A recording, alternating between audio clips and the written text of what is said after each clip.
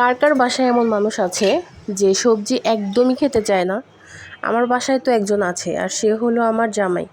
তাকে একদমই সবজি খাওয়ানো যায় না। মানে আমি তাকে এক পর্যায়ে জোর করেই মাঝে মধ্যে সবজি খাওয়াই থাকি। হ্যালো এভরিওয়ান, আসসালামু আলাইকুম। কী অবস্থা সবার? সবাই কেমন আছেন? আমার কণ্ঠ শুনেই তো বুঝতে পারছেন যে আমার কী অবস্থা খারাপ। খুবই ঠান্ডা লেগেছে। যে একটা গরম পড়েছে, এই গরমে আসলে আমরা ছোট বড় সবাই একদম অসুস্থ হয়ে পড়ছি। আর আমার ঠান্ডা লাগলে আগে আমার শুরু হবে গলা ব্যথা। গলা ব্যথা আর একদম ভয়েস চেঞ্জ হয়ে যায় আর কি। এই পেজ থেকে আমার এটা নতুন ভিডিও। তো যা বলছিলাম সবজি খাওয়ার কথা নিয়ে। আসলে আমার জামাই এমন একটা মানুষ, সে সবজি একদমই খেতে চায় না। তাকে আমি অনেক জোর করে খাওয়াই সবজি। তাই আজকে একটু চেষ্টা করলাম সবজির মধ্যে একটু ভিন্নতা আনার জন্য। এই জন্য আমি সবজিটা মানে পেঁপে আর আলু নিয়েছি, আর সাথে একটু মাংস। মানে মুরগির মাংস তার লাগবেই লাগবে, সে যেভাবেই খাক না কেন। এই জন্যই আমি একটু ভিন্ন রকম করে চেষ্টা করেছি তার জন্য, সবজিটা একটু রান্না করার জন্য আর কি। তো কথা বলতে বলতে তো দেখেই ফেললেন আমি কিভাবে রান্নাটা শুরু করেছি। এই জন্য প্রথমে আমি মুরগিটা আর কি অল্প পরিমাণে মুরগির মাংস নিয়েছিলাম, আর সেটা একটু কষিয়ে নিলাম।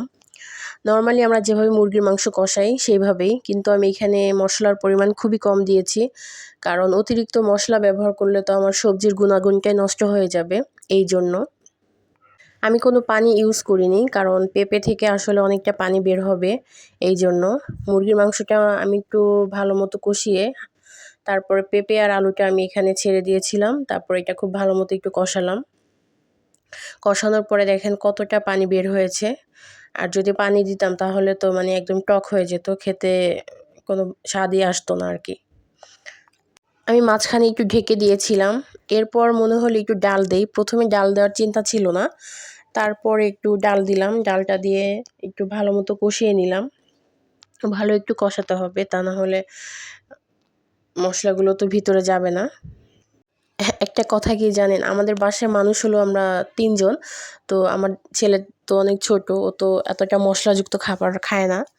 কিন্তু মানে আমার বাসায় একদিন পর পরই মাংস রান্না করা হয়, কারণ আমার জামাই আসলে সে মাংস ছাড়া সবজি যদি আমি যেদিন রান্না করি মানে ওর মুখ চোখ একদম কালো হয়ে যায়, কিছু বলতে পারে না, তারপর অনেকটা জোর করে খায়। তারপরও আসলে অনেকটা চেঞ্জ হয়েছে আগে থেকে। এখন আমি একদিন পর পর একটু সবজি রান্না করি যাতে খায়। আসলে শরীরের জন্য তো আমাদের সবজিটা খুবই দরকার। এই তো অনেক কিছুই আসলে ফ্যামিলিগত অনেক কথাই বলে ফেললাম আপনাদের সাথে। আসলে শেয়ার করলাম আর কি। তো এই তো আমি ওই সবজিটা একটু ভালো মতো কষানোর পরে কিছুটা পানি দিয়ে দিয়েছিলাম, যতটুকু পরিমাণ আর কি। আমি যতটুকু ঝোল রাখবো এই পরিমাণ। এরপরে শেষের দিকে আমি একটু জিরার ফাঁকি দিয়ে নামিয়ে